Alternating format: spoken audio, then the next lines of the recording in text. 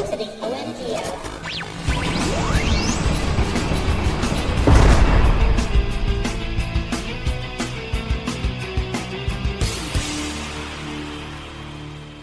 Welcome, everybody. It is episode number 354 of the OMG Hour. And of course, I am one of your hosts, always here every week since number one.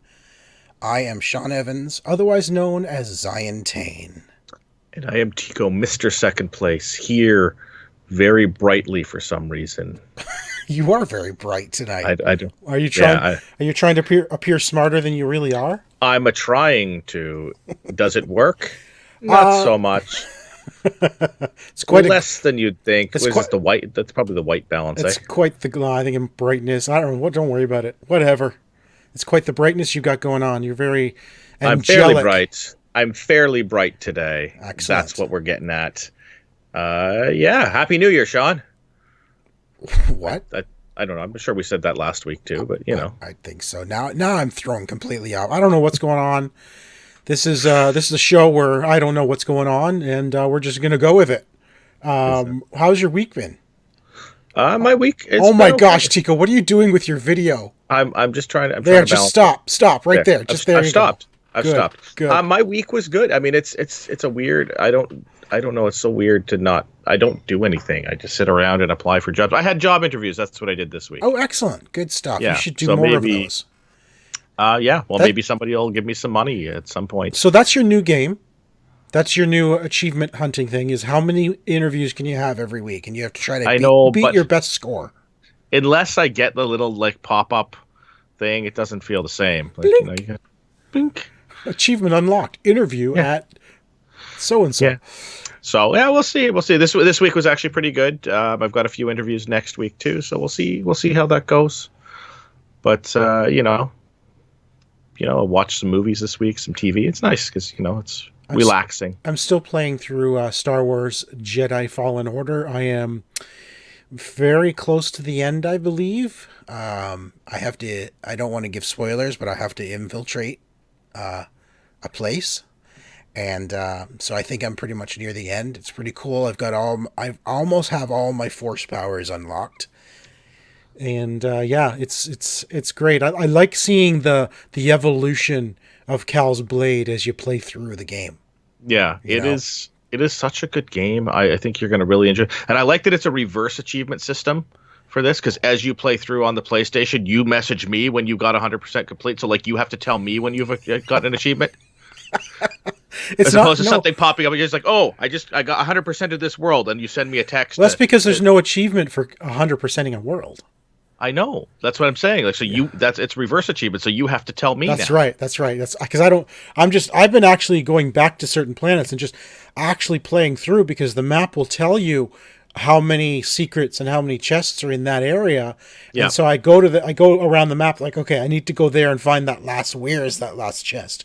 I think Kashyyyk is the one I've got 24 out of 43 chests. I'm like, I really need to go back to Kashyyyk because there's a lot of stuff I've missed there. A lot of stuff there. Yeah, whereas Ilium, one of the other planets, I have one chest to get, and I remember seeing the chest, but it was behind a locked door that there was just no way to get through at that point.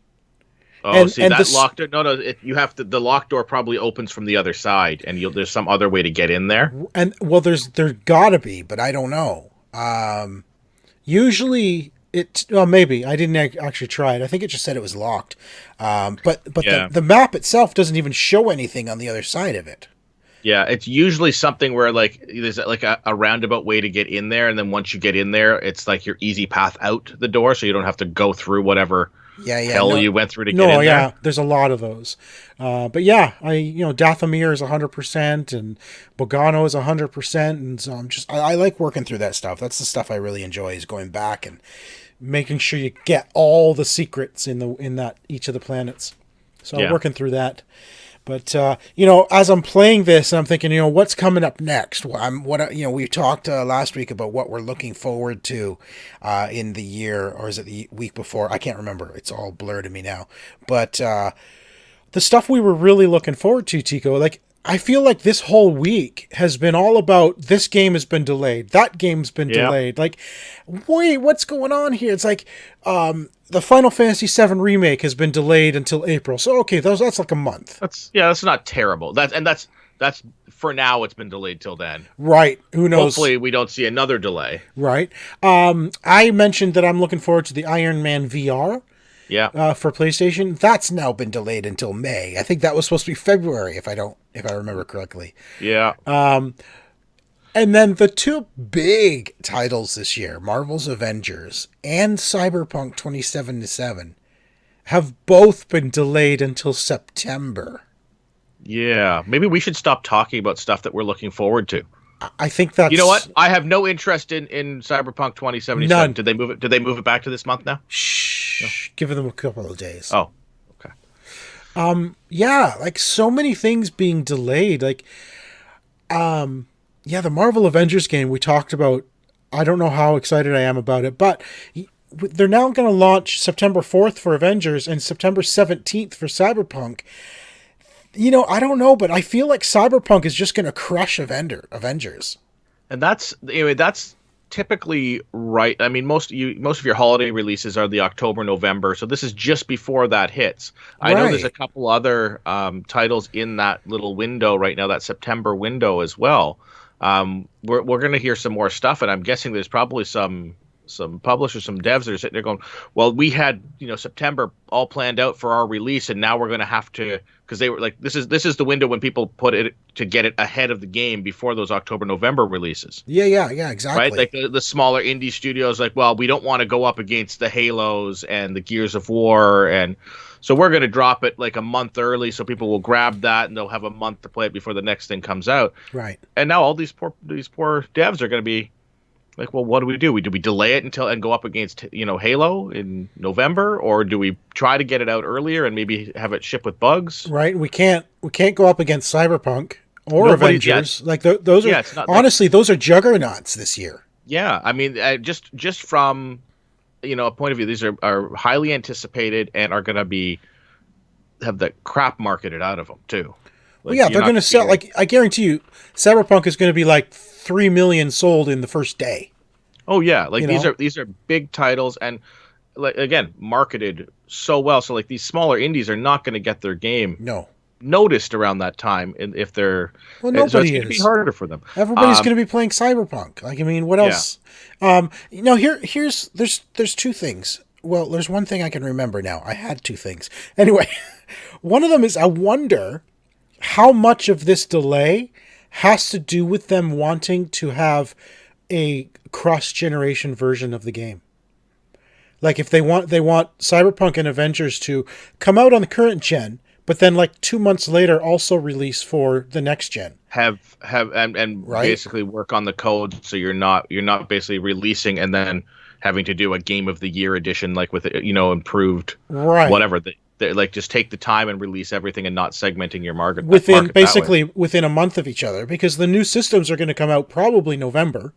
Yeah. So within a month, within 6 weeks of releasing your game, you're going to release it for the next gen as well. And I'm not saying that's what's happening, but I'm wondering if that's one of the reasons for delaying such high-profile games. Making sure that it's ready, because you can play, like if you bought a game now, you're going to be able to play that on the on the new stuffs, but it may not have the optimization for the new systems. Yeah, right? That's the right word, optimization. It's not going to be as nice. So maybe they're taking the time to make sure that they're not going to get crapped on for, oh, this looks like crap on the new systems. Well, that's it. That's just it. And I'm wondering, and again, like I don't know, but I wouldn't be surprised if that was one of the reasons for the delay, especially with these two titles. You know, because these two titles are something they're going to want to showcase on the next gen systems with the ray tracing and all the the beautiful capabilities of those systems. So obviously giving themselves 4 extra months to add that polish for the new systems in. Yeah, I get it. Now, the big thing, though, is Cyberpunk has or CD Projekt Red has come forth and said that, the dev team is going to work extra long hours because of this delay now. We're going to really, make sure this is our crowning achievement. They want it to be their crowning achievement, and they said the game is fully playable, but they want to really polish it. See, the game is fully playable right now. Yeah. So that's another thing that leads me to believe they want to make sure it's ready for the next gen so that 6 weeks later they can just release it again. Without, like you said, without having to be a Game of the Year edition or the definitive edition or whatever you want to call it. Right? Yeah, they're gonna release the same game on both systems. It'll just be where you purchase it. Or the game you already bought will already have those optimizations ready, like for Xbox, for example.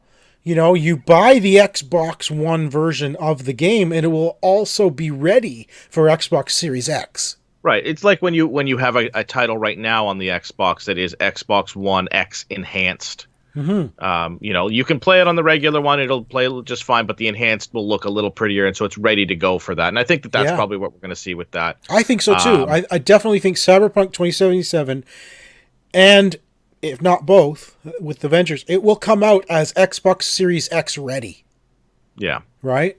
I would agree with that. I would say that's going to be on the bottom of the box with a stamped logo with your smiling face on it right there. Well, Xbox Series 1X ready with Sean giving the thumbs up. Finger guns, thumbs up. Yep. Yeah. Finger guns and thumbs up. Both. At the same time. Wow. That's an endorsement. So, I mean, what does that leave us with, though? Like, Cyberpunk was supposed to be... Was it April? I can't remember. I think April. What are we playing now until September? Like, you and I are gonna have to play some board games, I guess. Oh, come on! Nobody likes board games. Oh, wait a minute. We love board games. We do love. Actually, we're starting a new board game tomorrow. Yes, you and I and our gaming group, 2 other guys, Matt and Cam, are coming over, and we're going to be playing Clank Legacy. And I got to tell you, Tico, I've been so excited to play the game. I got the game table ready. I opened up the box. I got the board out, and I'm punching out all the pieces, putting them on. I'm like this is Tuesday. We're playing tomorrow, Saturday. And by Tuesday, I'm like, all right, I'm ready to play. Ready to go. I'm ready to go. What's going on here? You've already taken your first 10 turns. I know which character I want to be. I know but I've been reading through the manual, making sure I understand everything. It's a fairly simple gameplay. Like there's nothing complicated about the game. Yeah. But you and I played Clank over the holidays. Yeah, we made some mistakes too from our gameplay session. From what I've been reading, I think we did, like, not too many, but I think you're right. I think we did make a couple of mistakes, but what a fun game, and I'm looking forward to the Clank Legacy, because it is a true legacy game where the board itself will change as you play, and you're gonna add cards and remove cards from the game, never to be seen again. I actually really enjoy that mechanic. There's something, I don't know. The permanence of it. I like the permanence of a legacy game where your decisions matter. It's not like, not like a choose your own adventure book where, like, turn to page 22. Well, that didn't work. Let's go back. No, we've ripped stuff off. We put stickers on boards. It is our game. I also like that because, there's a secondhand market for a lot of games, and I see people selling, like, legacy games all the time. It's like Pandemic Legacy Season 2 only played 3 sessions. Well, that means it's done. But why? People have done that. They played, so they're now trying to sell off a game they didn't enjoy. But why would I want to not start? Like, I'm looking at that. Like, I don't want to start your campaign. Yeah, I want that to be my campaign, and I love the fact that you're doing that. The second you open that and start that, that's your adventure, your game. Yeah, and that's what's great is once you're done, you have a fully playable version of that game. Yeah, but it's totally customized to you. Last year we played Betrayal Legacy, which was Betrayal at House on the Hill. Yep. In a legacy format, and my goodness, that was I still believe that is the best legacy on the market. It was so much fun. The story was phenomenal. There were several really hard decisions to make that actually affected the way the game played. Yeah. I thought it was fantastic, and that's why I'm looking forward to Clank Legacy, because when I opened up the board for Clank Legacy, Tico, half the bottom, I'd say quarter or third of the board is empty. There's nothing there, which means the board itself is going to grow as we play. Ooh. I am excited for tomorrow. That is so cool. So, and it's played over, I think, 10 campaigns. Yeah. And it says the campaign is 90 to 120 minutes per story. So we'll probably play a few tomorrow. We'll have this done in a few months. I think we'll be done. But another game I got at Christmas, the Cthulhu Death May Die, is also a session or an campaign-based episode-based game. So I'm looking forward to cracking that open and playing that too. That looks really cool. What I like about that, and I've said it before, I like the Cthulhu-based mythos. Yes. And what's neat about the Lovecraft stuff is fun. Yeah. What's neat about the Cthulhu Death May Die game is, in most Cthulhu-based games, you are trying to stop the old ones from awakening. Right? You're trying to stop the cultists from awakening the old gods. But in Cthulhu Death May Die, your team of, I don't know, people, I don't know what the team is, but your team of people are actually deliberately trying to summon them so that you can kill them once and for all. Right? So it's a great new twist on the whole Cthulhu thing. Yeah. So yeah, and there's sanity involved, which obviously it's because it's Cthulhu. So that's a standard. Yeah, I'm looking forward to that. I mean, even House on the Hill, or Betrayal at House on the Hill, has sanity meters on your characters, which is cool. But I mean, lots of board games coming. We've got a few reviews that we've got to get done. It's like when it comes to video games though, it's like I don't know what I'm doing. I really don't. There's not a ton of stuff like that Cyberpunk and Marvel have been delayed. Those were the two that I was sort of really looking forward to. I'm sure there's some stuff that's going to pop up. The zombie sniper. I can't remember the name. Oh, you like Zombie Army 4. I'm looking forward to that. Which still hasn't been delayed, so that's nice. But there's a few titles out there that I am looking forward to playing, but nothing that's really got me super pumped just yet. I'm just opening up our document from a week ago or last week and figuring out what is coming. Okay, so Darksiders Genesis is coming in February. Didn't you say Journey to the Savage Planet was something you're looking forward to? That's like it is 2 weeks away. January 28th, I think. Yeah. But that one, I'm interested in it. I don't know enough about it to be super hyped about it yet, though. No. I mean, there's nothing major being released. So the big major stuff we were looking forward to, Iron Man VR was the first one on the list. That was supposed to be February. They've now pushed that to May. Final Fantasy VII Remake was supposed to be March 3rd, and that's now been pushed to April. So, okay, April, it's only a month away. Month and a week. A month. But, I mean, even until April, Cyberpunk was supposed to be April. Now it's September. Yeah. Marvel Avengers was supposed to be May. Now it's September. I mean, okay, so May we still have Last of Us Part 2, but I was not super excited for that. No. I wonder if we're going to see some dates move up from some of these other devs that were avoiding the Cyberpunk window originally, too. Well, then maybe the ones that don't have release dates yet. Yeah, you might see something like, oh, well, that's now available. We can now take advantage and drop something cool in there. Maybe Ghost of Tsushima will just come up and say, you know what? Here you are. We're coming out tomorrow. Yeah. Woo! But no, probably I mean, not. But in my opinion, the current slate of gaming is pretty empty right now. With those games moved, there's nothing super exciting. I mean, there's Ori and the Will of the Wisps. I mean, whatever. Animal Crossing is coming in March. That hasn't changed. I mean, that's not a huge. That's not a huge game. It's certainly not a blockbuster like Marvel Avengers and Cyberpunk is going to be. Yeah. But no, there's nothing there's no tentpole releases now, and I don't know what we're going to be playing. I really don't. I think this is something we've seen in the past when we do have new consoles being released as well, as we've seen this sort of, I don't know, like vacuum or void before the new consoles release? Is devs holding back until the new stuff comes out? Yes. I think that we're in that void right now. Like, do we want to put something out that people are going to get excited about, but we're only going to have a smaller window to really get people interested before the new consoles come out? I think that's what we're at right now, is that void. We are, but the consoles, so both Sony and Microsoft have said that backwards compatibility is default.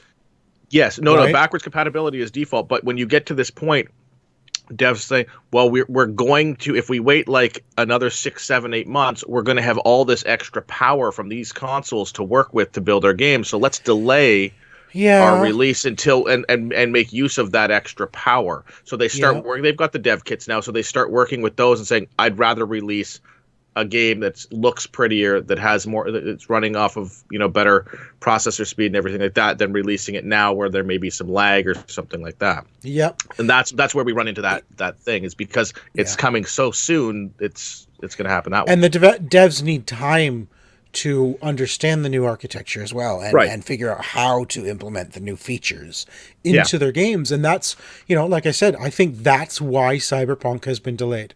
I really do. I mean, let's stake it in the grass and say I believe that's why they're delaying it. They want to be a cross-generation release. Yeah. Right? I think Avengers might be the same reason. So, I don't know. That's all I have to say about that. I have also said all I have to say about that. But you're not playing anything in particular these days? Are you catching up on anything?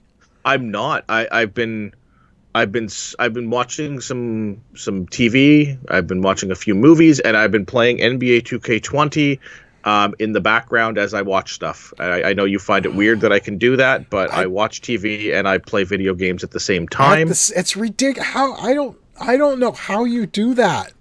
Like when you're doing that, I often will be scrolling Twitter and doing those two things all at once. It's just how my brain works. How what are you actually concentrating on when you do that? Are you concentrating on the game or the TV?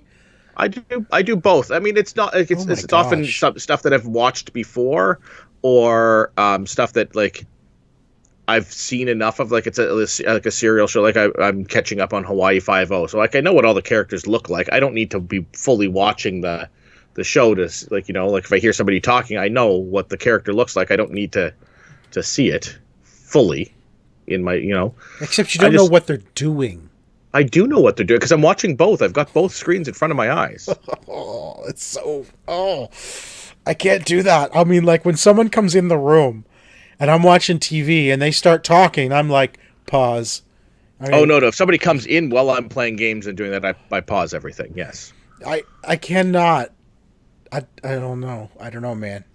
I don't know how my brain works different than other people's brains. So many times we're watching TV or a movie, and I'm like, oh, who is that? I know that person, and I'll bring up my phone and I'll like IMDb while watching, but I know for a fact that as I'm IMDbing this character, I can't pay attention to what's on TV. Like I'm hearing, but then something will happen. Like, wait, what did I just? And I'm like, go back. What did I just miss?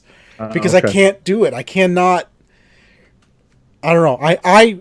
I have to pay. I want to actually pay attention to what I'm watching. Take it all in. That being said, there's certain things like that I won't do that with. There's certain movies, there's certain shows where I really do have my full focus on the television while doing that. But there's other shows less so. I haven't watched the new Joker movie yet because I almost need quiet, and I know I'm not going to be interrupted while I watch through that because I've heard, good things about it. I want to watch the movie as it. I'm just saying I haven't seen it yet. I want to be able to watch the movie without, my kid running into the room or anything like that. So I'm going to watch that sort of uninterrupted. Yeah. My feelings about Joker are Well, I will watch it at some point in my life, and we will see. All right. Anyway, I think we'll put a pin in that for now. All right. Of course, we have a new episode of D.E.A.D for you today, so let's move on to that. Previously on D.E.A.D. our unlikely heroes found themselves trapped in a dungeon. Looking around the room, they found a box without a keyhole, a brass key under the bed, and using their wits, made a makeshift hammer out of a brick and a bar from the window. And now, the continuation. Dungeon Explorer's Adventuring Department, how may I direct your call? All right, so here we are. We are still trying to escape. Tico, you made your hammer. Yep. And I believe you want to use that hammer. I do. I would like to use the hammer on the box. So you want to mosey on over here to the box? Yeah. All right. Let's smash that box 701 with the hammer of thunder. All right. So you are smashing 701 with 12, which means we need to look up 12701. 12701. All right, here we go. The force of the impact almost smashes the little metal box. Let's hope the contents haven't been damaged. You carefully reach into the opening you've created. Take adventure card 14. All right, you got adventure card 14. All right, what did I find? Oh, it is a strange map, Tico. It's a part of an old map showing several rooms. So I'll get that up there. You can see there's a few rooms in there. So we now have a strange map. There's a couple of keys, and it shows an exit. So the top of the screen there, top of the map is an exit, and there's 2 rooms there with keys in it. So this is a bit of a... I guess it's a map. It looks like a part 1 of 4 based off of where the map sort of cuts out there. I agree. It does look like we have a piece of a quarter of a map. All right. So, I have this bronze key that I found under the bed. Yeah. Before I use it, I want to check out 301, which is the bones against the wall. Them bones? Well, the skeleton. I'm going to go investigate the skeleton himself, see if there's anything unusual about him. But my intent is to try the key on the shackles. Assuming there's a lock mechanism. Assuming there's a locking mechanism. So 301, let's find out what's there. A creepy skeleton is all that remains of this prisoner. His arms are still chained to the wall with bronze shackles. Since he won't be needing his belongings anymore, you decide to search the half-rotten tunic that still hangs from his chest. Groping around, you manage to locate a pocket. Do you want to reach inside? If so, take adventure card 15. Of course I want to reach inside his pocket. Why not? I want to shove my hand into any part of a creepy tunic on a skeleton. Ooh, I got a coin. Great. It's great for buying stuff. I have a coin. All right. So we have found a strange map and a coin so far. And those were bronze shackles, and we have a bronze key. We have a bronze key. Now, what do you like? It's your turn. Okay. Now, do you want to use the key on the shackle, or do you want to do something else? I'm gonna go. Let's go to. I'm gonna because you're the one messing around with the skeleton. I'll let you continue to molest the bones in the corner there. 401, please. I would like to check out that grate on the floor. Yeah, that's. Oh yeah, okay. 401. Let's see if there's anything there we need. Because we need to get out of here. All right. It looks like the iron grating in the floor runs into a drain. You try lifting it out, but it's heavier than it looks and won't budge. For an instant, you think you see something glittering far below. You're not sure whether your arm is long enough to reach it, though. Do you want to try anyway? If so, then read entry 122. Do you want to reach down inside with your arm? I mean, I think it's only fair since you shoved your hand into a skeleton. Oh, really? Okay. 122. You're gonna reach in. Let's go. All right. You feel around with your hand. There's something moving. In a flash, a snake wraps itself around your arm and sinks its fangs in. You withdraw your arm in fright, which causes the snake to fall off and disappear back into the sewer. That certainly wasn't what you saw glittering. You'll need something longer to reach it. You lose 1 health point. Uh-oh. Oh no, Tico, you lost health. But I just wanted to reach into the thing. Well, sorry, you have 1 health So you've lost 1 of your 6 health there. You're now the gray heart is still there, so our red health turns to gray when you lose 1. And then unfortunately, because this is a co-op game, Tico, if you lose all your health, then anytime you take damage, I basically jump in front of the damage and take it for you. So so I've got like another like. Okay, Yeah. I'm good. You That's fine. Yeah, you have 12 health. All right. All right, and Hey, Sean, reach into the grate. no. Oh. Yeah, I think I watched you do it. I'm sure the snake's gone by now. Yeah, he ran away. All right, I'm going to attempt to use the key on the skeleton's shackle, which so the key is 13, and it's 301. So 13301. 13301. Let's see what happens here. Will the key maybe unlock the skeleton's chains? You try the key in the left shackle, and it springs open. Without its support, the skeleton's arms drop down. You spot something glittering in a crack behind it. Do you want to get it out? If so, take adventure card 16. Why does it keep asking me if I want to take stuff? Of course I want to take stuff. Well, because you get bit by snakes every once in a while. That's why. Well, I'm taking it, and it is... Oh my gosh. It is a precious red gemstone worth 2 points. It's a ruby. Worth 2 points of what? I don't know, but it's 2 points. Man, you got 2 points? It has there's an exclamation mark up in the top right of that card as well. So I don't know what that means. But I got points, Tico, and you don't. I just got hurt. Yeah. All right. A couple of more moves today. All right. What else you want to do? I guess I'm not putting my hand back in there. And I'm going. Let's try 201. Oh, check out the door. The scratches on the door. Scratches on the door. All right. The upper half of the door is more damaged than you first thought. If you were to hit it with something sufficiently hard, you might be able to break it. Aha. Dude, I have a hammer. I want to hit it with the key. No, the hammer. All right. You're going to use your 12201. 12201. Here we go.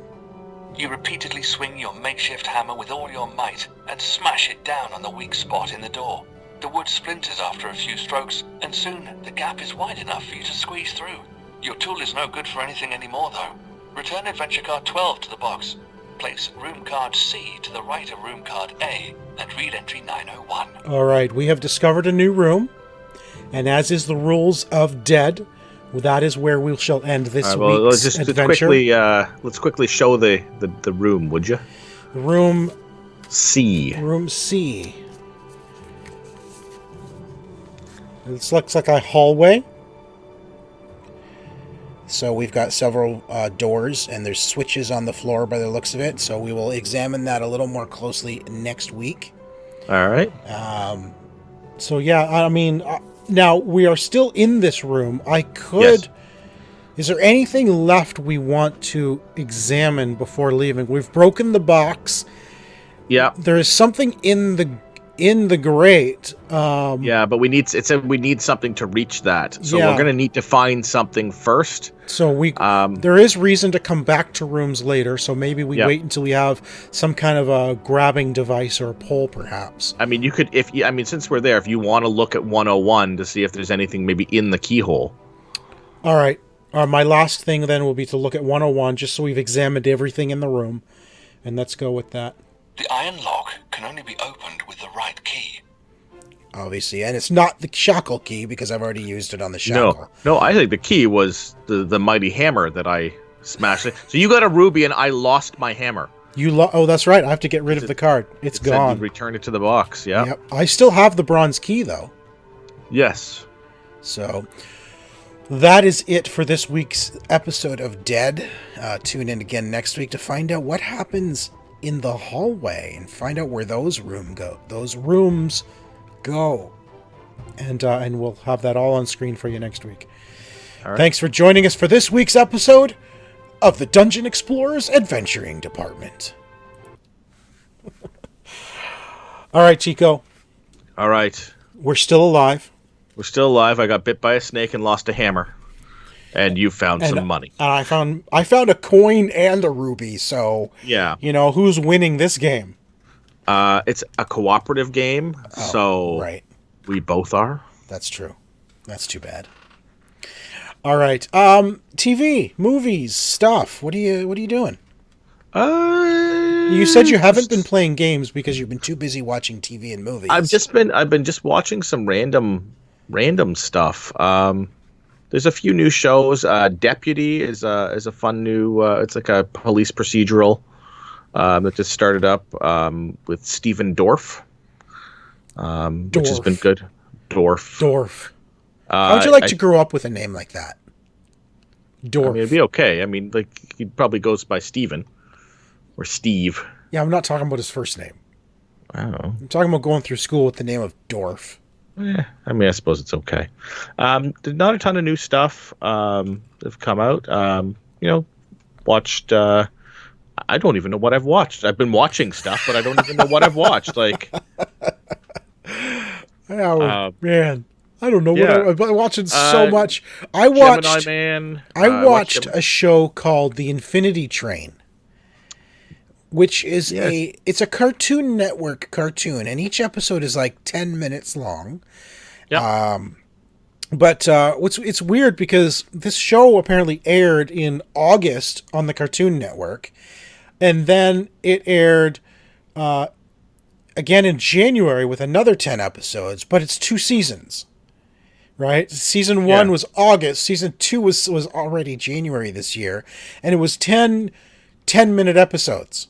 And that's all it was. It was actually really good. I really enjoyed it, It was annoying that it was only 10 episodes because season 2 was more like a continuous story. Like every episode started exactly where the other one stopped. So I'm like, can you just give this in a 110-minute movie? Stop stopping it and making me watch another episode. It's just keep going. Just do the whole thing. Just do the whole thing, one after another. But I really enjoyed it. I was reading up on it. It actually started in 2016 as just a short. I don't know how long the short was, but it was so. They expanded it to 10 minutes. Well, right? No, they expanded it to a 10-episode series of basically a 110-minute movie. But it was so popular that they're like, we need to expand this, make it a full thing. So they did. And that sample episode is available on YouTube to watch. And I can't remember how long it is. It may only be like 8 minutes long itself. Yeah. But it was a one-off, but it was like 3 years ago that it happened. And then it was last year, or 2019, which is only 4 months ago, that it actually came out as a full season or 10 episodes. And it aired on the Cartoon Network over a 5-night event, basically. It was like 2 episodes a night. I mean, if you think about it, it was like I said, there's about 10 minutes, but that includes the opening and the exit, which is 11 minutes. So if you put them together, that's the length of a 30-minute show. Yeah. Right? With commercials. So it was a 15-minute segment that they played 2 in a row for over the course of 5 nights on the Cartoon Network. Okay. And I guess they did the same thing in January. Although I think they were all released on the same day, so maybe it was a marathon when it came back. But yeah, I enjoyed it.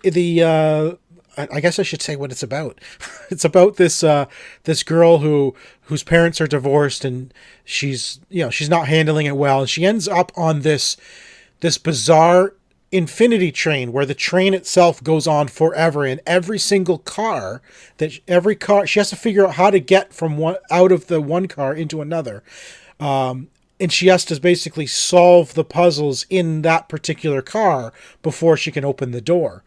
And I don't want to give away anything else that's plot sensitive, but every car is very distinct and just like very whimsical. One car could be like the chrome car and everything's reflections. The other car is like it's a world full of corgis, and there's a king corgi. And then she basically helps them with whatever's going on in their world. So each car, it's not just a train car. It's literally a world. It's a massive world. It's a world inside. It's like every train is a TARDIS, Yeah. And it's interesting because she's the character where she was on her way to video game coding camp. Yes, she was on. And so every train car is basically like a different level of a video game that she has to pass. Basically, it's kind of the way they've done it. And then season 2 uses a character that they introduce in season 1 and continues on with this story. The point of Infinity Train is it's supposed to be an anthology, so every season will deal with a new passenger on the train. Okay. Right. And there is a way off the train. I'm just not going to give away what that is because it's fun to try to figure that out in season 1. But yeah, each season they're going to deal with a new passenger who has to resolve how to get off the train. And it's different for each person. Yeah. So yeah, it's cool. I liked it. It's fun. Like it was a quick show. I mean, like I said, it's like watching a movie. Yeah, sometimes that's not bad. Like you have everything. Like here's the entire meal. Yeah, it's enjoy the entire meal all at once, and or over the course of a couple of days, whatever you want to spend 30 minutes, watch 3 episodes today or 3 episodes tomorrow. It's easy to sit down and watch those 11-minute chunks. Yeah. So, but I found it. I found it compelling where it's like I'm watching, all of a sudden it ends. Like, oh, next. And then it ends. Oh man! It does. I've watched a few episodes, and it does. It has that feeling where like you get a 10-minute story with completion, but it makes you want to watch the next one. I know there's a lot of new stuff coming up too for TV, so I'm excited about some of the new shows that are all getting release dates coming up. Next week, Tico, is Star Trek Picard. I have heard of that. This Star Trek thing. Yeah, it's a new thing. The Star Trek. It's I don't know if anyone's something in space. Maybe. Yeah, it's a sort of a space-based genre. I mean, it's. I think they're trying to cash in on the whole Star Wars craze. I don't know. Yeah, it's probably all it is. Yeah. It's probably just a gimmick. Probably. I mean, who's this Picard guy? Are we supposed to care about this character or something? I don't know. No. You all know I'm a huge Star Trek fan. What? Right? It's the first I'm hearing of this. Who knew? And the fact they're bringing back Picard now, this was announced like 2 years ago that Patrick Stewart agreed to come back in a new Star Trek dealing with Picard himself. But his condition was, I will come back and do Star Trek, a new show, but it has to be unlike any Star Trek that has ever been done before. And I don't know if you've seen the trailers for it yet, Tico. It is absolutely shaping up to be a very unique take on a Star Trek show. So I have seen nothing yet. Now, how much of a fan, how much of Star Trek have you seen over the year? Like, have you seen all the shows, or are you just sort of a passing? So I'm going to say I'm probably a passive fan. I've seen the original series, obviously. I've seen a good chunk of the follow-up series to that. I have not watched. Which is what? Deep Space Nine and Enterprise and stuff like that. Which is the one with Captain Picard? Come on, Tico. What? Which one's the one with Captain Picard? Enterprise. No, that's Captain Archer. Wait, what am I thinking of then? He was on the Enterprise, but Star Trek Enterprise is a different show. Oh, Next Generation. Thank you. That's the one I've seen. That's it. So clearly, I'm not a huge. I've seen a bunch of movies and stuff like that. I have not seen any of the Discovery stuff. That's unfortunate. But yeah, I mean, I'm interested in this, but I probably have some catch up to do. Yeah, catch up. Maybe some mustard too. I'm looking forward to Picard. I am really looking forward to Discovery Season 3. I have no idea when that's coming. I cannot wait to see what they're doing with Season 3 of Discovery because, kind of along the lines of Picard, they've taken Discovery to a place that no other Star Trek's ever gone before either. They've literally catapulted them 1,000 years into the future. And it's like, whoa, okay. So now we're going to see Star Trek in like the 34th century, which is going to be maybe I'll watch some of that. I cannot wait to see that because I don't know. It's going to be really fascinating to see what they do with it. But yeah, Picard hasn't even aired yet, Tico, and they've already renewed it for a second season that they believe it's already that popular. Well, this is one of the things that we are going to start seeing with so many different streaming services and stuff. They need to lock down content.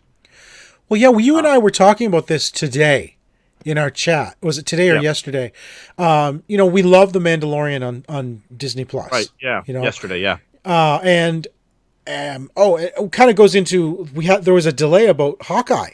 So the Yes. Hawkeye Marvel show has been delayed indefinitely. We don't even know. It may even be canceled now. We're not sure. And it all has to do with apparently the allegations that have come up against Jeremy Renner. He's been accused of abuse of an ex-girlfriend or something.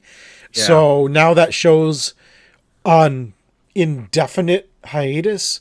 We don't even know if it's coming. And then that got us talking about Marvel and Disney. Well, Disney with both Star Wars and Marvel with the Disney Plus, they need to get content out, right? There's so many people, you and I included, while we love Mandalorian, don't get us wrong, I do not regret getting Disney Plus. No, in any way, shape, or form. But I don't want to wait until like next year for more content in those genres. And that's what it is. Right now, Netflix is spending billions of dollars on new content to hit the thing on an ongoing basis. Like every week you turn, it's like new to Netflix. Here's another movie that we've bankrolled. Here's another TV series. And listen, they're not all good. There's some real crap. There's a lot of crap. Whatever the Unknown Six or something like that thing with Ryan Reynolds. Underground Six. Underground Six. Six Underground. Six Underground was a hot piece of garbage. Was it? Do you really think it was a hot piece of garbage? I kind of enjoyed it. Okay, here's the thing. It's a turn your brain off movie. It is not a good movie. That's all I expected. It was an action flick. Come on. But that's what I mean. It is not as well done as some of the other cheesy action flicks that I've seen. But this is what they're what they're doing. They're spending money to bring as much content as you can. It's not all going to be good, but there's going to be some stuff out there that's going to be. But there's new stuff, so there's a reason for me to flick on Netflix every once in a while. See what new stuff are they putting out today? Yeah, there's new movies. There is constantly new stuff. Yeah, Disney Plus, like here's all the stuff that you're getting with Disney Plus. A new episode of The Mandalorian every week, and now that ended, what's next? Why am I flipping on to Disney Plus now? Like the content they have is fantastic. I'm gonna, I've subscribed to it. I don't regret it. My daughter watches it all the time. She watches some of the old shows and stuff like that. There's some good stuff on there. Yeah. But you sort of need for us. I need that little. I need the shiny thing that makes me turn it on to see some of the other stuff. Yeah, for fans such as you and I, the Star Wars, the Marvel. Like that's the reason we were excited for Disney. We're not excited for the Disney Plus because of all the old movies, because of all the old TV shows. I know there's a lot of people that are. Don't get me wrong. My daughters are loving it. They've gone back and they've watched all of the old shows. Yeah. Like the old Hilary Duff shows. I can't remember the one they're actually coming back with a new version of her show, and I can't think off the top of my head which show it is. But they're going back and watching it. The area is going through all the old Disney films, and they love it for that. But for you and I want Star Wars. I want Marvel. That's what sold me on it. I was excited. That was the bait on the hook for me to go, man, here's my money. Yes. Was Mandalorian and these MCU series that are going to be on here. And the Cassian Andor Star Wars. Yeah. And I think there was there another Star Wars as well? The Obi-Wan show, which was only just recently announced, but I think there was rumor there'd be one. There had been rumor of that. And then, the Falcon and Winter Soldier, Hawkeye, WandaVision. Yeah. The three new ones that they've announced with She-Hulk, Kamala Khan, Miss Marvel, and Moon Knight. Yep. Like those are the ones like I'm excited about those. Part of the universe that I want to watch. When are they coming? They haven't even told us when they're coming. And that's the problem. They're not leaking it. Like, that's what we need. You need like, hey, in January, you're going to be able to start watching this. In February, you're going to be able to start watching this. When all you see is these movies have been removed from Disney Plus because of agreements with other streaming services, so we can't keep them on there, so now they've been removed. I think there was 5 or 6 movies that happened with. Home Alone was one of them. Yep. Yeah, so the Home Alone, like this stuff has been removed from the thing until we get our license back, and now Hawkeye's delayed. We don't have a date for Falcon and the Winter Soldier yet. Can I just say with the Hawkeye delay that I don't know how to put. I'm just going to say it bluntly. Okay, it's my show. I can say it. What? It's our show. I'm Pile J's. I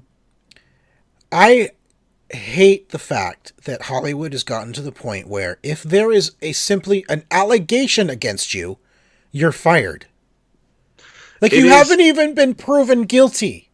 This is a concern that I have as well.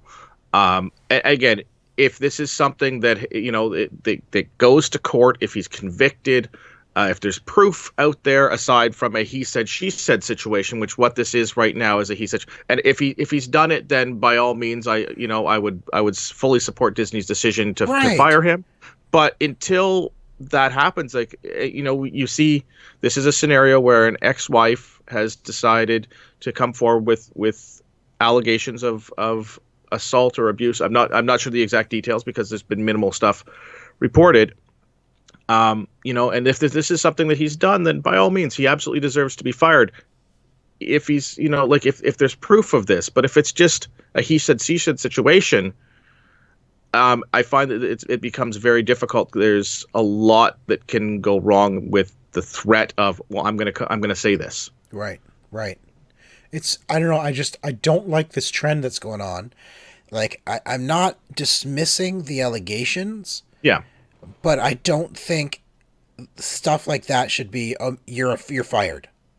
Somebody has come out and said something bad about you, that you did this. We have no proof of it. It hasn't been proven in a court of law, but you're guilty, and so you're fired. Even outside of a court of law, I mean, if there's, but that's all I'm saying. Like in that general way, it's become a guilty until proven innocent instead of the other way around. Yeah, I mean, the report here says recent allegations surrounding Renner's estranged relationship with his ex-wife. She's accused him of. Sorry, you take. So that's what we're at right now. Yeah, you cut out a little bit there. She's made accusation. You cut out a bit there, so sorry. So just repeat that. Yeah, so his ex-wife has accused him of abuse, and he has denied the allegations of abuse, and that's where we're at right now. Yeah, and that's what it is. Like, so this is now on hold while they figure that out. I would hope that regardless of the situation, that this show still goes on. I don't think that he's 100% necessary to the show. I mean, the whole thing was going to be surrounding Kate his Bishop. daughter taking over the mantle. Yeah, I don't think that's his daughter. Sorry, Kate Bishop taking over the mantle. Right. Of Hawkeye. I mean, you got some good writers there at Marvel. Figure something out. Right. Have him to not use him if that's the necessity, or have him only in the first episode or something. Yeah. Maybe in a montage of her training, so that you get the idea that he's trained her. I mean, the whole point of Hawkeye was it introduces Kate Bishop, but it was also supposed to tell the story of Ronin, of his time as Ronin, which I was excited to see. I was excited to see that too. Yeah. That being said, like, again, if this is something that the Disney has obviously, they've delayed this in hopes that during this delay that they will have figured out one way or the other what it is. So he has not been fired from the show. No, they're just delaying. They're delaying anything with this show until this sorts itself out. It's just an unfortunate circumstance that has happened, and again, this all has sort of gotten a little bit away from the fact that Disney needs to put more stuff out there. Yeah, let's get back to that. Yeah, I agree. I would have loved, like, listen, I am so happy that The Mandalorian was ready to go on day one. That was great. Yeah. But they've known for years now that they were planning to do MCU shows. Yeah. So why was there not a slate of, like, let's be honest. I think most Star Wars fans are also MCU fans. Yeah. I think it's very easy to say that, I would have loved to see, okay, we're going to start with Mandalorian, and that's 8 weeks long. which, in my opinion, I think shows should be minimum 10 episodes. But anyway, that's 12. We discussed 12 the other day, Sean. Anyway, listen. I would have loved more episodes of Mandalorian. It was just that good. But I would like to see, okay, here's Mandalorian for 8 weeks. And then maybe like a couple weeks later, now here's a Marvel show for the next 6 to 8 weeks.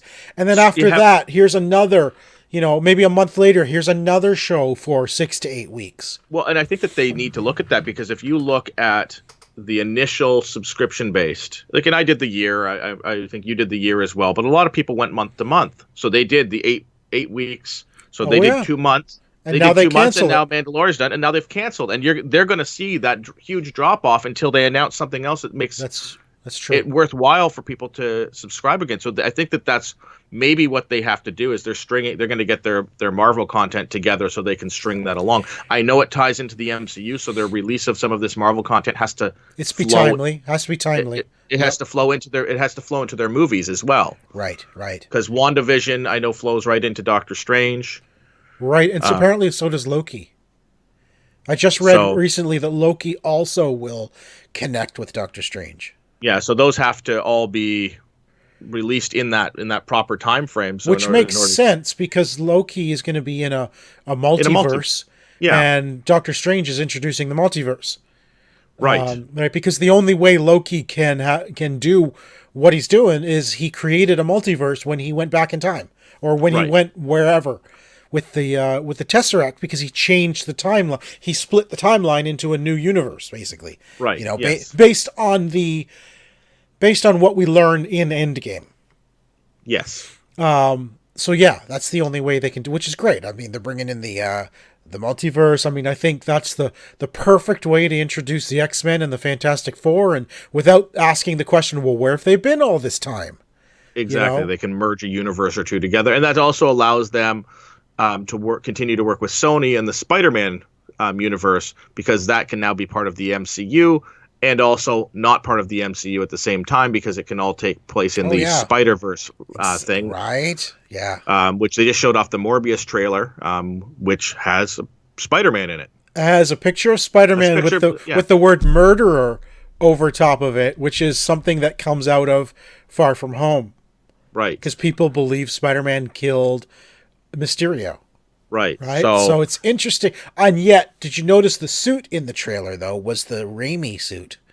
Yeah. Right. It wasn't the Far From Home suit. So there's a lot of interesting bits and pieces that we will learn about with the multiverses and the Spider-Verses.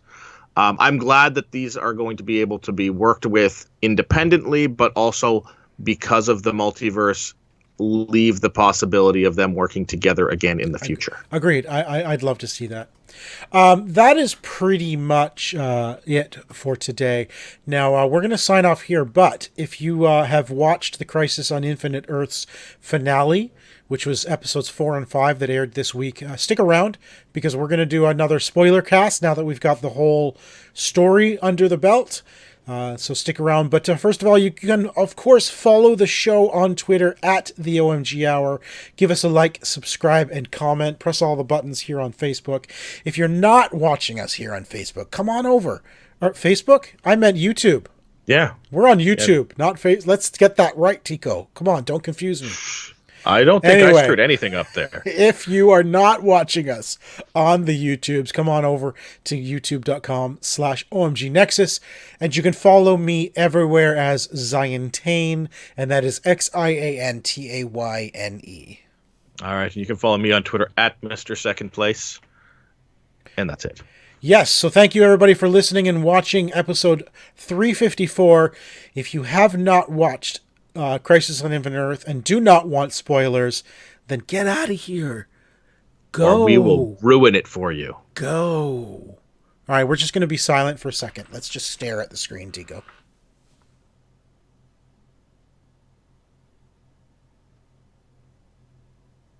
Are you gone? You're gone. Oh, you're still here. Okay, good. You're still here? Excellent. All right. I'm still here. Are you still here? I'm still here. So let's talk spoilers.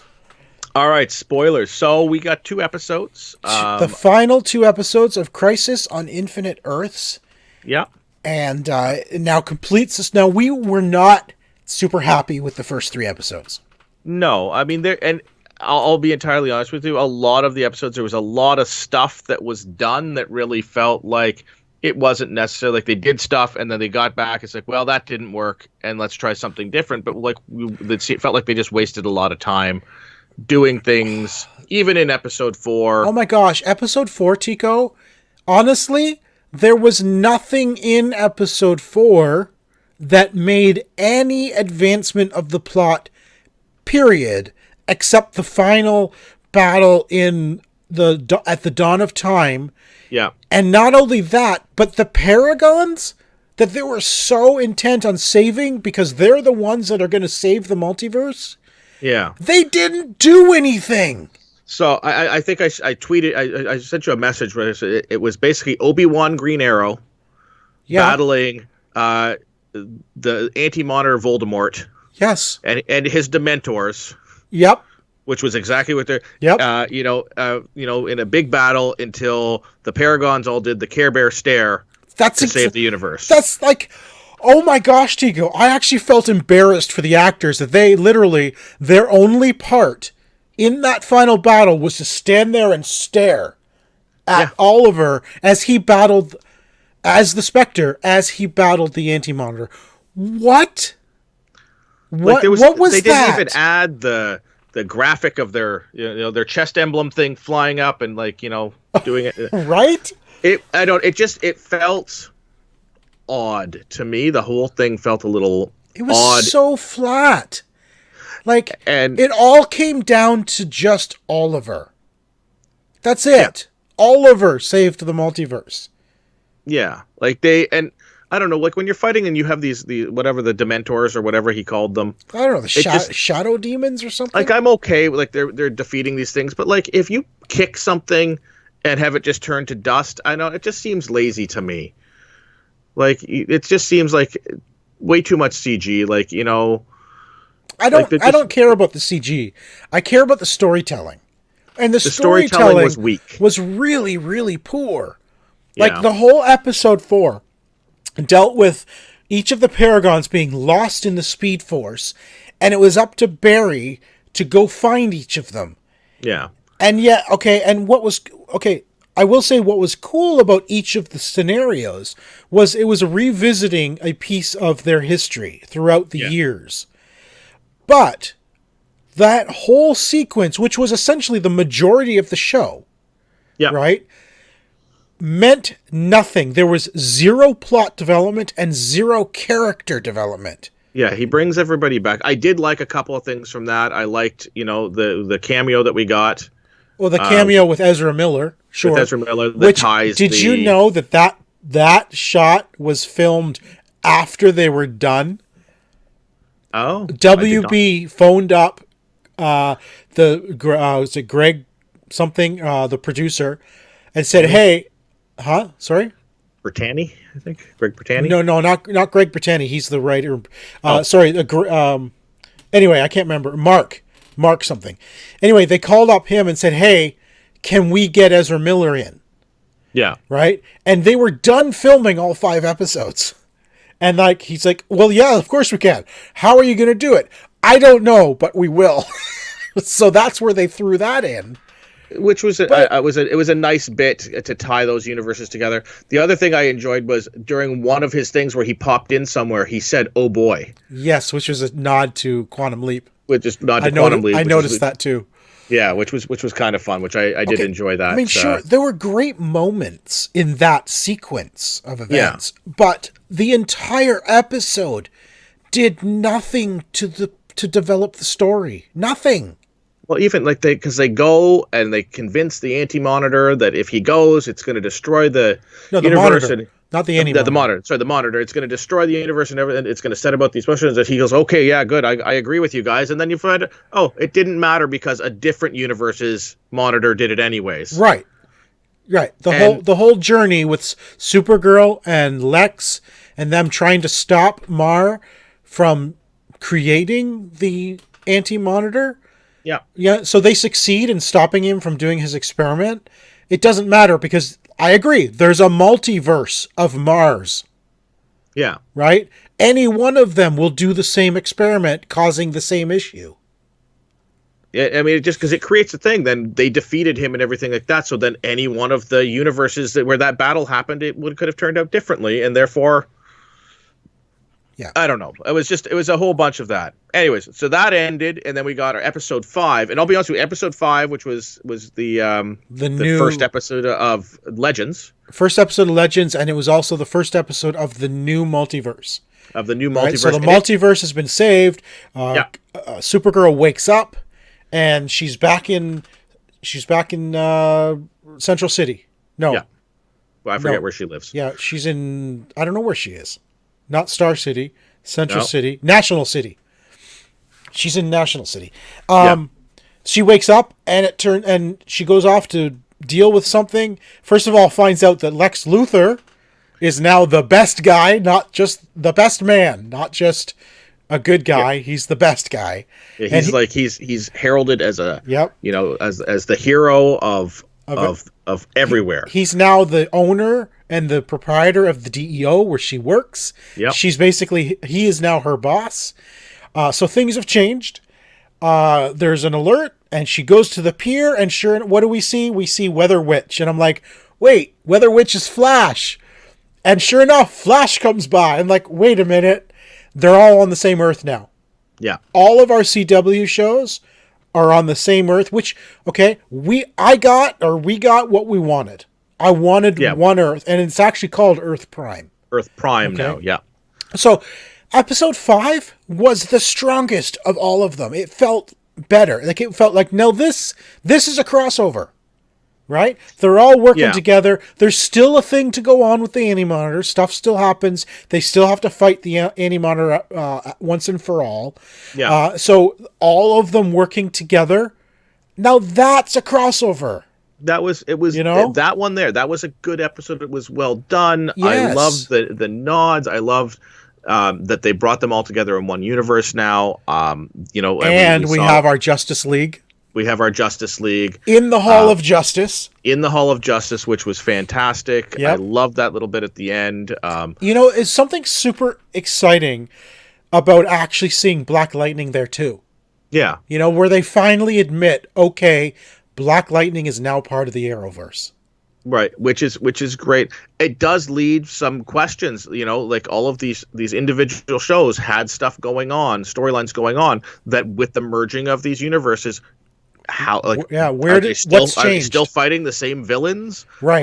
In Supergirl, is Lena still pissed off at everybody? Because I mean, if all of the motivation and everything if Lex is now the best guy, would her motivations have stayed the same? Is she still mad at Supergirl? Is all that still happen, or does that change everything from her universe? Black Lightning too, like he was the only real superhero in his world before on his Earth. Now he's not.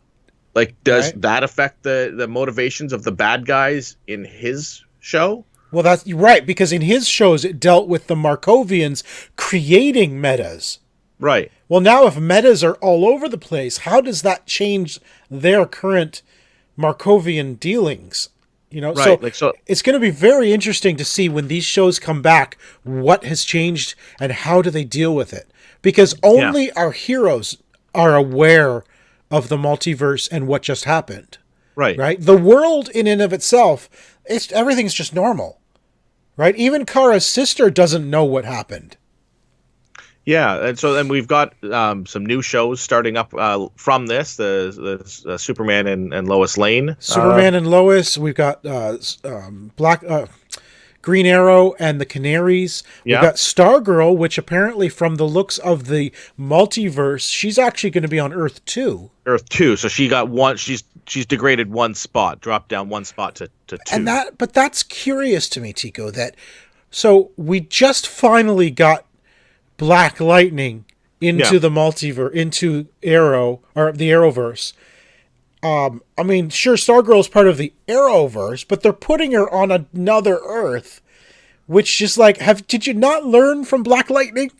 Yeah, I get it. You don't want to have her turn to everybody else all the time for the help and stuff like that, but now you're going to have some other reason why we're jumping Earths to get stuff. to introduce them to her. Yeah. I know. It's like, what are you doing? And then we the other interesting thing, which is not even Arrowverse related, Yeah. is that the Titans. So the end of the show showed all the different Earths, what now exist. Where are they now? Where are they now? And Titans and Doom Patrol. Doom Patrol and Swamp Thing which are all supposed to be part of the DC Universe streaming service, which originally was the same universe. Yeah. They're now on 3 different Earths. They're no longer on the same Earth. Yeah, so they've split up Titans and Doom Patrol, which were said to have been working sort of together. Swamp Thing was never really affiliated with any of those things specifically, and they did sort of play the sad music, and they they have the single tear shed by Swamp Thing as they showed his universe, because he's been canceled now. Yes. So that was interesting, but they had been sort of thought at some point that Doom Patrol and Titans were going to end up crossing paths at some point, but now they're on different Earths. We saw I can't remember what Earth it was, but the Green Lantern Earth. Oh yeah, which is the new Hulu show that's coming. Right. So that although they did show, the scene that they showed was from the Green Lantern Ryan Reynolds movie. Yes, it was, because there's nothing to show from the Hulu, so they had to pick something. But it was still cool to see the Green Lantern Earth, and then of course we got a happy ending for Brandon Routh's Superman. He was back on Earth 96, and it looks like it was a happy ending for him because his emblem was no longer black. I don't know if you noticed that. Yeah, his emblem was blue and red instead of black and red.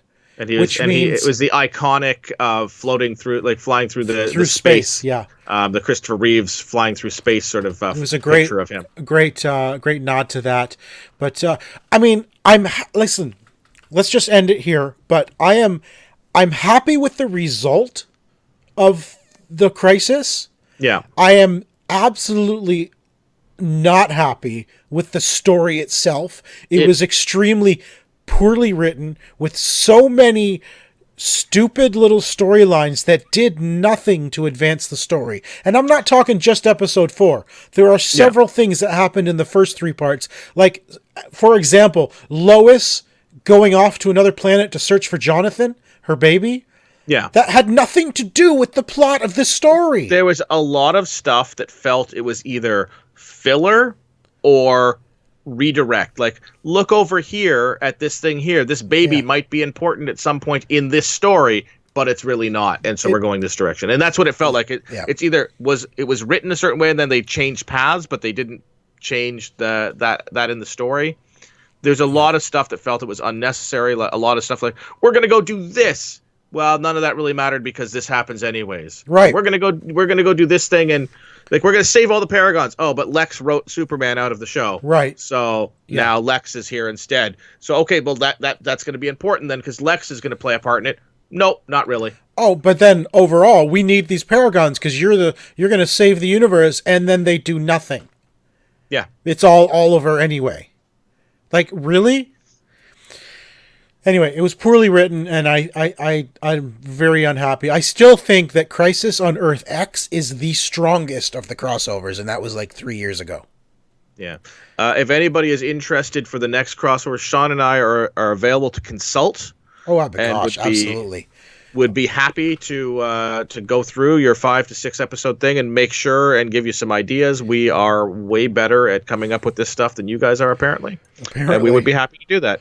They did say that for next year they want to go back to the basics, back to like the original, which is great. We are as basic as you can get. Give us a standard crossover. Just have a story that affects each of the heroes and have them come work together. That's it, But make it fun, make it exciting. Don't like Crisis on Infinite Earth felt like now this is how you do a Justice League film, Yeah. It was fantastic the way every team worked together. Every team had something to do. Every character had something to do and actually affected the story in meaningful ways. Well, when you say every team, like, this time through, like, it just felt like, they made a couple of, nods to like the Legends guys. Oh, we're not doing the crossover. I like the meta. I did enjoy the meta stuff about that. Are you guys doing another crossover? Tell them we're not available. Yeah, I mean, so that was fun, and it was sort of explained, but like, what happened to Cisco And you know Iris. and Iris and all those people who you'd think when they came back and that Earth had been destroyed and Flash Barry lost those people. When they come back, he doesn't go back to check on his friends or anything like that to make sure that like where they are in the universe. Well, that'll. I mean, I get it. You can't pay the actors because they apparently get paid more for crossovers because they're on not their own show, so they actually have to get a premium. DC money we're talking about. Apparently they spent so much money on the cameos that there was nothing left to do all like for the actual actors. For the actors and special effects. So they had to it was like, oh man. Anyway, because there was a bunch of stuff that like why are these guys involved in this and not these guys? Like it just there was some stuff that felt a little odd. Like where was Cisco? Poorly written, Tico. Let's just leave it at that. All right, we'll leave it at that. That is it for our discussion on the poorly written Crisis on Infinite Earths, but we do finally have one Earth, so let's be happy with that. We enjoy the number of Earths that remained at the end of the series. I do look forward to the show starting again. So I like how they're committing to change and moving forward with it. They're not trying to change it back. So that's good. I like when shows do that. They dedicate themselves to the change and move on. So let's... Oh, man. If they start back up with, now, how are we going to separate these Earths again? Oh, my gosh. No. That is it for episode 354. Thanks for sticking around for the Spoilercast. We'll talk to you all next week. Bye, guys.